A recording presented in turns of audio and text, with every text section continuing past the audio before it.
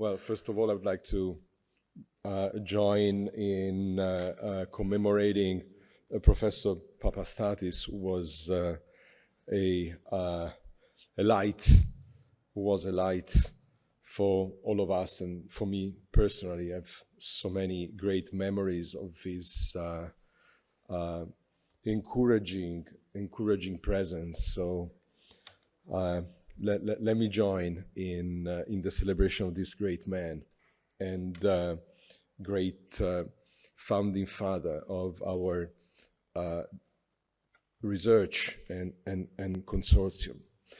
Let me also thanks for this opportunity to be here, our European Consortium for Church and State Research, the Faculty of Law of the Aristotelian University of Thessaloniki, the Jean Monnet Center of Excellence on European Constitutionalism and Religions. A great, as the rector said this morning, a great achievement for the University of Thessaloniki. You know, it's never easy to prevail in a competition as tight as the Jean Monnet competition is getting in the recent times. So this is something I really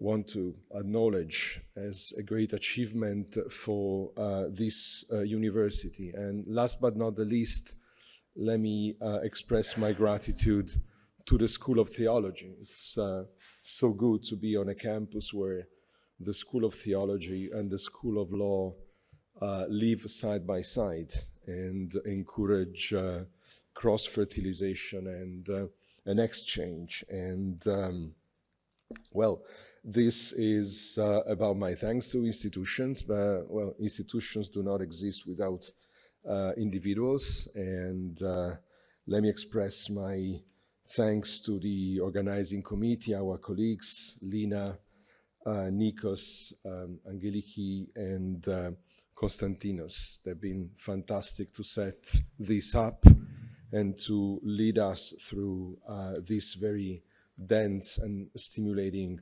program. And here we come to the session for this afternoon. As you can see, we only have two panelists, since Samia Bano was eventually prevented from joining us. And the session is devoted, as the title goes, to religious freedom, Islamophobia, and discrimination of Muslims. We have two very distinguished speakers, Maurits Berger from the University of Leiden, and a distinguished scholar and a public figure. As you do, Maurits, you do also a lot of public engagement, and you widely recognized in that capacity as well, which I welcome as a very important feature in your profile and an encouragement to all of us to take some risks with challenging our knowledge in the public sphere. And Enrica Martinelli, a very dear colleague from the University of Ferrara, and a major contributor and expert in the field of Islamic studies, and not only, again, at the university level, but also through her commitment in various projects, one of which is the pre-med project, which I invite all of you to take notice of. Pre-med is a beautiful initiative of engagement with Muslim communities and security forces and educators in Italy, with quite an important international reach, and Enrica has been a great part of this. Well, enough for my introduction. The floor goes first to Maurits and then to Enrica. Maurits, please. Thank you for the kind introduction. I realize it's an enormous challenge to speak right after lunch, but I hope this is going to be spicy enough for you to keep you alert. We're discussing in this conference human rights and Islam and Islamic law. And what kind of puzzled me, it still does actually, is why not discuss human rights and religious law? Right? There's plenty of other religious communities, Jews, Catholics, Protestants, Hindus in Europe, who want to live in accordance to the rules of their religion. So I would assume that from a state perspective, that should be interesting. So why this specific focus on Islam? And somehow Islam is always considered unique or different. It's like as an alien to Islamic culture, including the legal culture. And that brings me to the issue I want to discuss with you today, because to make soup of this issue of Islam in Europe, I distinguish actually between two discussions. I think, I see, I notice, I observe that Islam in Europe is discussed in two different ways. One is the legal discussion. Right? And the legal discussion is about the rights, freedoms, about principles of democracy, rule of law. And those are values that are enshrined in laws, in constitutions, in treaties. Right? Those are values that can be invoked in courts. That's one discussion. And mind you, within this legal discussion, there's already a mirror situation taking place. Because on the one hand, it is about freedoms. And the freedom, and one of the greatest freedoms that we embrace, and I hope we will continue to uphold in Europe, is the freedom to, well, to be who you want to be. Right? The freedom to be who you want to be. So that's an ultimate, an absolute freedom. On the other hand, there is the rights, I would say, that may limit this freedom. Is the right not to be discriminated against? Is the right not to be subject to hate speech? So that's the discussion within the legal discussion. But that's one. So it's the Islam in Europe being discussed as a legal discussion. But the other discussion is what I call the cultural discussion. And here, it's not about rights and freedoms, it's about traditions and cultures. And these values you don't find anywhere in particular, you find them everywhere. It is self-evident that these values are there. I define them always as, that is how we do things around here. Right? It's not, that is because it's in the law, that is in our constitution. No, that is the way we do things around here. These are not invoked at a court. These are invoked by society. And I would say that the discussion of Islam, in particular Sharia, Islamic rules in Europe, is very often phrased in legal terms, but it's actually a cultural discussion, right? And this cultural discussion can be stronger than the legal one. So for instance, example, shaking hands. There's no law that says how to greet. But if you do not shake someone's hand because whatever religious rule says you cannot do it, it's one of the most offensive things you can do in a European context. And very often, it is the cultural issues that are at play. Now, let me give you a few examples on how this works out within the domain that we are discussing here. I'm going to give you a few examples. And the first is secularism. Now, this is a huge word. Usually people don't even know what it means. But if secularism means the organization of the separation of state and religion, then for Muslims, that is definitely not a problem. Not a problem at all. To the contrary, This is part of legal values, right? The secularism, to organize states and religion, that is part of the legal discussion, and this is part where Muslims have no problem with whatsoever because they embrace that. Because it means that the state is not intermingling with your religion. You can be the Muslim you want to be. They are not telling you it has to be a tolerant Islam or a European Islam or a moderate Islam or a not so radical Islam. You can do your own Islam. So that kind of secularism is embraced by Muslims. But there's also another kind of secularism, or the word secularism is used in two ways. One is the legal way I just described, but the other is the cultural. And the cultural is the sentiment that religion is something backward, or something that should be abandoned, or something that should at least be removed from the public domain.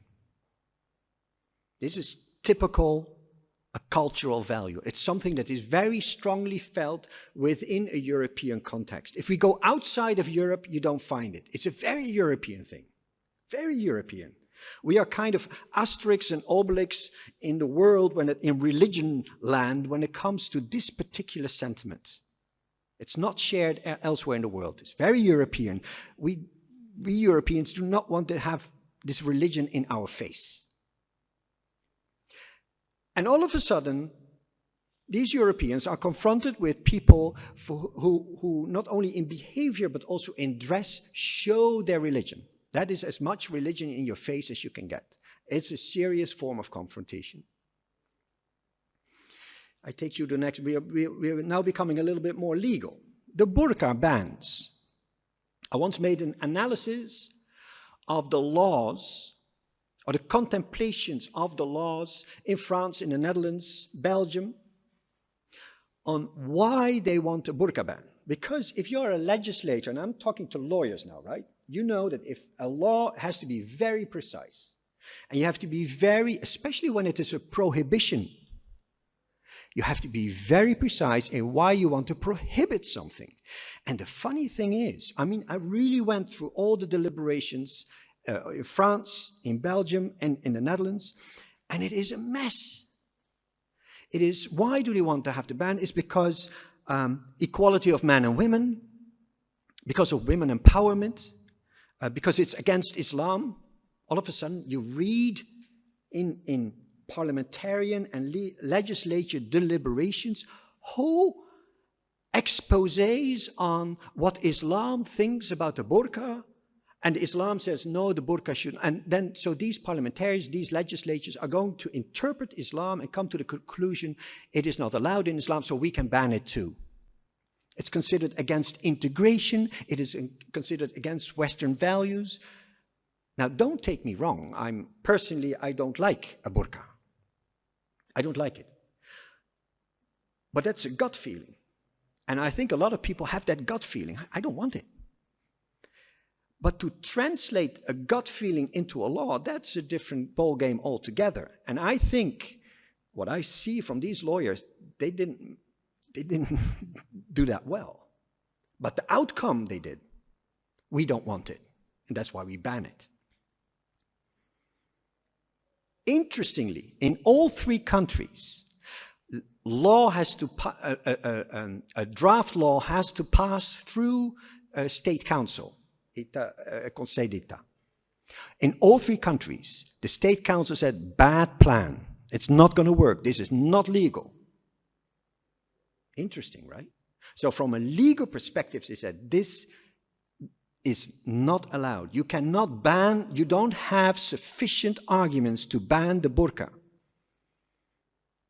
Because the most legal fundamental principle here is the personal autonomy of a person to be who they want to be. Here we go again. This is the freedom. This is European freedom, that you can be who you want to be. If that means you're going to dress up in funny ways, that is your prerogative. That's your freedom. Now, if you want to put a ban in that freedom, you have to have very good arguments. All three countries in all three state councils said no good arguments. But, and that shows that it is more cultural than legal, the politicians decided, yes, we want a ban. I move on. Next example. Headscarves. And now I move to the European Court of Human Rights. And have been several cases of headscarves, and the argument against the headscarf by the European Court has always been the headscarf is a symbol of gender inequality, of intolerance, and anti-secularism. Again, I don't know what secularism it is, but anti-secularism. And therefore, because it is a symbol of gender inequality and intolerance, it is harmful to third parties because it's a form of indoctrination. Okay, soit. That is an argument. But that argument is not used with another religious symbol, the crucifix. There have been a few court cases, European court, about the crucifix. That's not considered harmful. It's not considered a symbol of intolerance or anti-secularism. It's not considered a form of indoctrination. Not even in this, the famous or infamous Losty case, and it was an Italian school. It's a public school in Italy that had a crucifix. And there was a mother who said, listen, I sent my kids, we are an atheist family, and I sent my kids to the public school in order not to be confronted with anything religious. Here's the crucifix. Could you please remove that? That was played all the way through the Constitutional Court of Italy, all the way up to the European Court of Human Rights. And it was said, no, the crucifix is not a form of indoctrination. The crucifix is, here we go, is a religious symbol, but actually it is more a cultural symbol. So we can leave it. Last example. And I stay with the European Court of Human Rights. In 2003, there was a case against the Refah party, which was the predecessor of the current AKP party. And the party was banned by a Turkish state because all kinds of Islamic stuff, they were, it doesn't really matter. What mattered to me here is that the European Court says, and I quote, Sharia is in clear violation of the values of the Convention of Human Rights. Now, as a there's two reasons I had a problem with this. First, as a lawyer, I mean, you and I, we know, we are trained to realize that every word matters. Every comma has to be justified. So why is this court using a word like Sharia without explaining what it means? It doesn't explain what Sharia means. And that's an interesting thing, because if I ask my Muslim colleagues or friends or students what Sharia means to them, very few will talk about Taliban or ISIS or Daesh. Most will say it means that I have to be a good person. I have to be a good Muslim. That is also Sharia. And that brings me to the second observation, that what the court, therefore, Sharia is all the rules of Islam. That also means the way you pray, the way you bury the loved ones, the way you fast. It means contract law. It means that you do not prefer not to have interest on your loan. It's all Sharia. Is that all against the values of the convention? That's what the court said. And I'm sure that's not what they meant. But I find it extremely sloppy. From a legal point of view, extremely sloppy. And what now happens is that in arguments and in whatever debates I'm involved with, as soon as I make the point that with Sharia there is Taliban and that kind of stuff, that's not what we want. But there is also another dimension to Sharia. That no, but the Human Court or the Court of Human Rights has said it's against European. So we want all Sharia banned. Let's be clear: if you ban all of Sharia, you ban Islam. Because it's the rules of Islam. You ban Islam. Conclusion, therefore. My point that I want to make is that very often we discuss Islam in Europe in legal terms, but actually it's a cultural discussion. And a thing that I found worrisome, but what is happening is that the cultural issues are becoming merged more and more into the legal discussion. We start to legalize cultural and emotional issues. The fact that I do not like burqas, gut feeling, I just don't like it, is then being translated into a law. I've lived in the Middle East for a long time, and one of the things I always prided myself in, and that's what I told them, is that we in Europe do not tell people what to wear, what to drink, or what to eat. Well, we are starting to do that right now. Thank you. To be here today in front of such illustrious audience, and at the same time I'm pleased and honored to participate in memory of Professor Charalambos Papastathis, who I had the pleasure to meet and whose scientific stature and great humanity, as we heard today, everybody who knew him greatly appreciated. In my speech, I will briefly touch on 3 topics relating to Muslim minors: religious freedom, school, education, and policies for social integration. Analysis of social integration policies would simply not be possible without a preliminary reflection on the role that religion plays in today's multicultural society.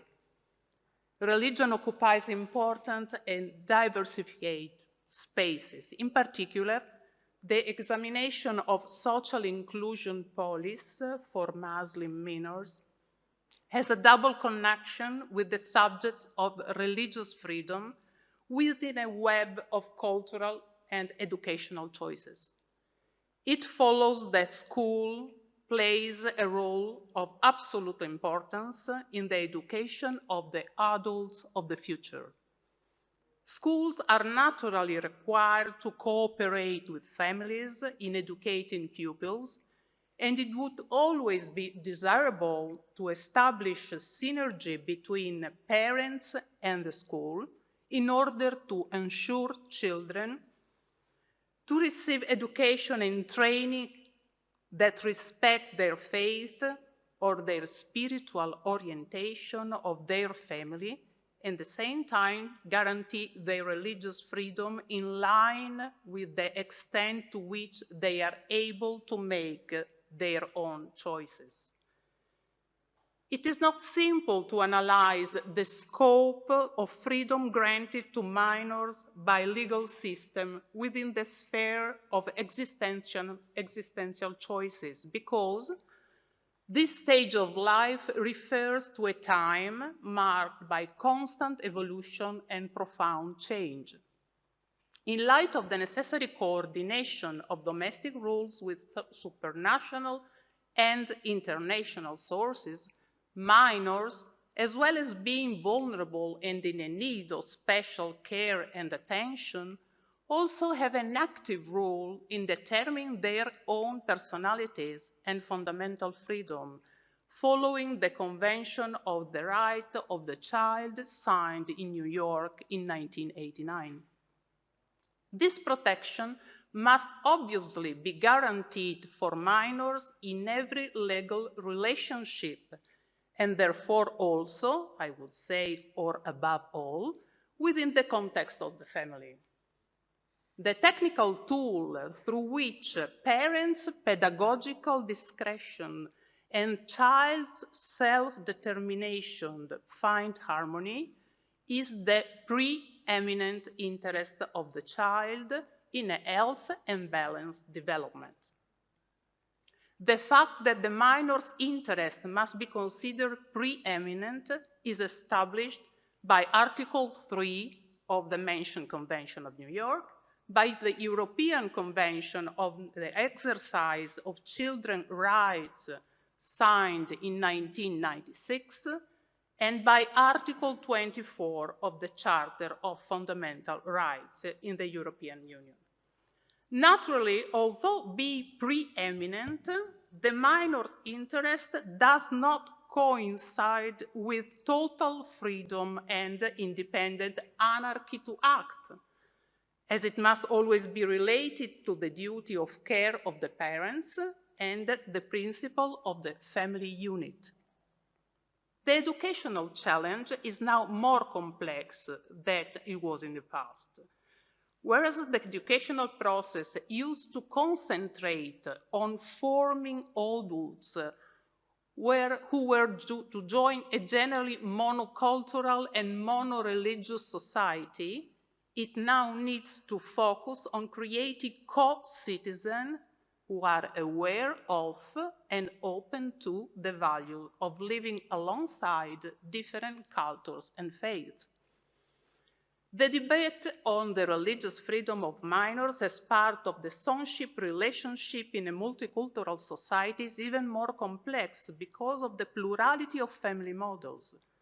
What is recognized as a right of freedom from legal state systems is often seen by religious denomination as a precise duty that parents must perform, such as it in the case of Muslim families. Obviously, when we talk about the Muslim family or the Muslim universe, we must not think about a monolithic cultural and religious bloc, rather a vast and dynamic reality. Therefore, Muslim immigrants are not an undifferentiated reality coming from a single social and cultural background. In general, Muslim immigrant communities that come from rural tradition are subject to double acculturation. The first in the country of origin, in contact with modernity, in the sense of an anthropological, sociological, cultural development on their own context of origin. And later, the more critical one, due to the transplant of their culture into a migratory context, which is often completely different from their original one. Muslim minors often find themselves having to face a series of critical moments during their development: adaptation to a new environment, collocation in a different scholastic educational model, in a linguistic system that they yet have to learn. Also, for those who have been reunited with relatives already living abroad, there is the need to recreate emotional bonds with one or both of the parents who emigrated before them. And for those who were actually born in the West, the so-called second generation, or arrived at a very early age, the juxtaposition is with their traditional identity. In this case, the most difficult dimension for them to understand is the code of their original reality, which they sporadically have to face, they experience some reflection through the rules and education provided by the parents. Immigrant Muslim minors find themselves at the heart of various expectations that can easily clash. In the dense web of educational rights and duties, Muslim parents, and in particular the fathers, are granted the prerogative of providing their children with spiritual training based on the transmission of their cultural heritage, tradition, and custom, along with their personal fideistic beliefs. On the other hand, the educational project must achieve the preeminent interest of the minor in its different and complex declinations. Therefore, religious education is a value that the state legal system certainly protects, but also reconcile with other values. For example, authoritarian and coercive systems are banned, and the psycho and physical integrity of children and their health are preeminent assets with respect to the religious freedom of the parents. Moreover, the pedagogical program is destined to have greater effect in early childhood, when the child has still not developed the mental ability to consciously ask him or herself about fideistic issue. Otherwise, this takes place when father and mother find themselves with a teenager with self-determination in front of them, and at which point they need to respect the teenager religious or spiritual choices, which may be positive or negative. From this perspective, exercising religious freedom represents a specific aspect of prevalent interest for minors who can implement the expressive conduct of their spiritual orientation even before turning 18. School, as a public institution, cannot remain extraneous to the important changes produced by the advent of the multicultural society. Respect for pluralism, a protection of fundamental rights, requires schools in the public system, state-run or otherwise, to be free from conditioning and from based choices, and for immigrants minor at the very stage of their education to be placed in the condition to be able to express their personality and inner feeling independently.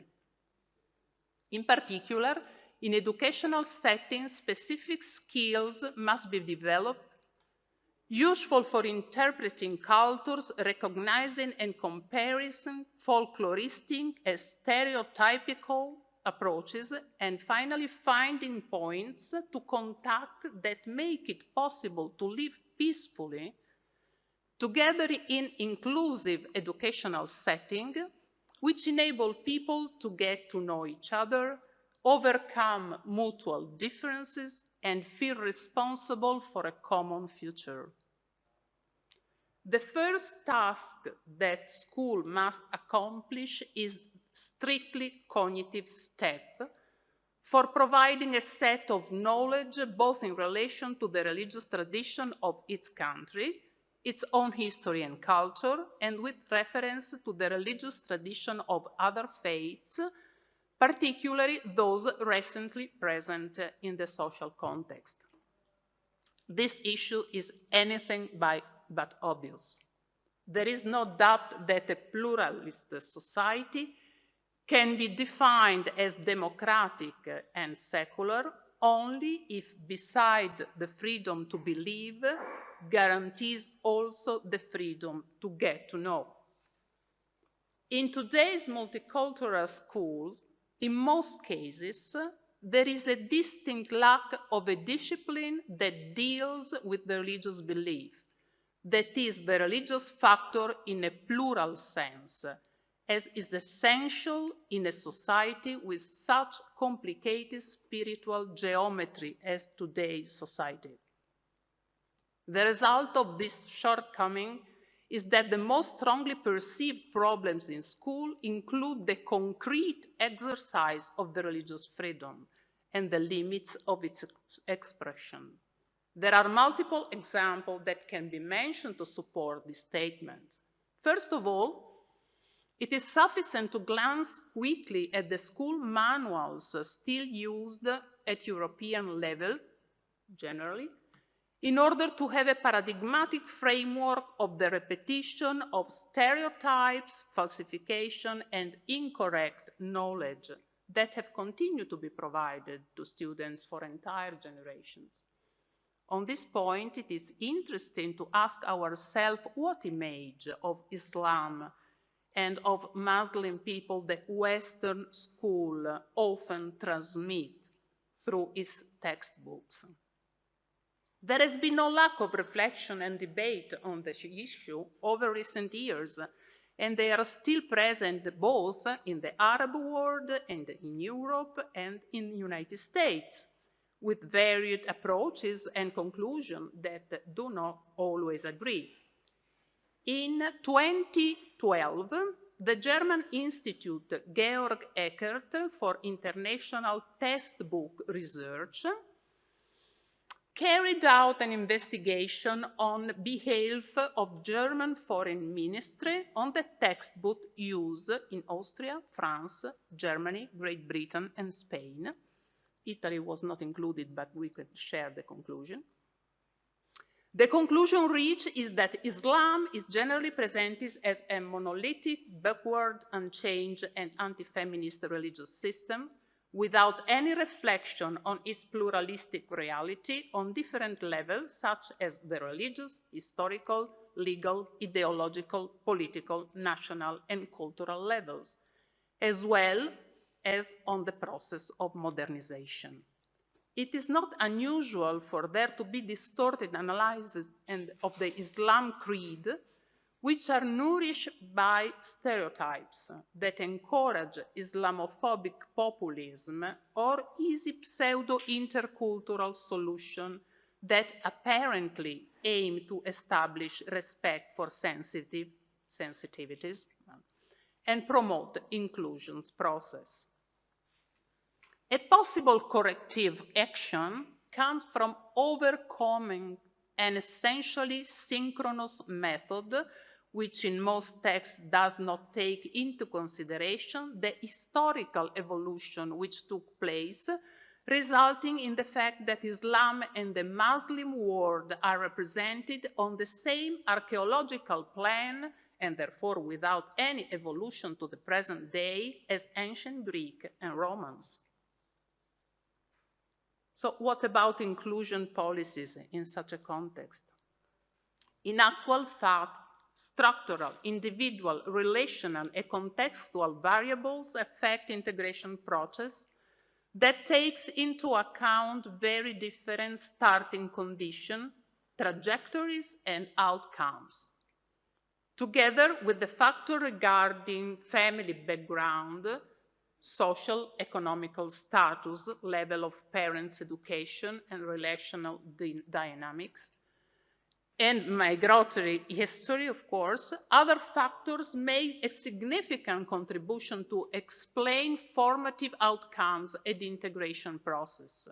These factors relate to the settling experience and the scholastic and living environment, the social and ethnic composition of the school, the facility within which the people move between the school and the local area, and in particular, the social relation and inter-ethnic relational climate at school and, of course, outside of the classroom.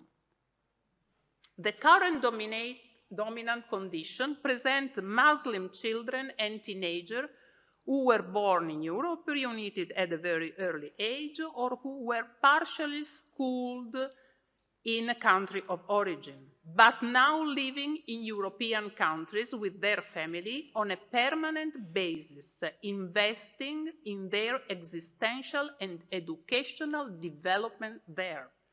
This situation leads to the need to step outside of the emergency perspective widely adopted up to now, as though the migratory phenomenon were still a sudden and transitory situation, and to implement structural intervention in order to systematically apply effective integration practice and device as a part of an intercultural project. This implies making a primary investment of resource in instruments for developing the services, knowledge, and professionalism required for constructing intercultural schools.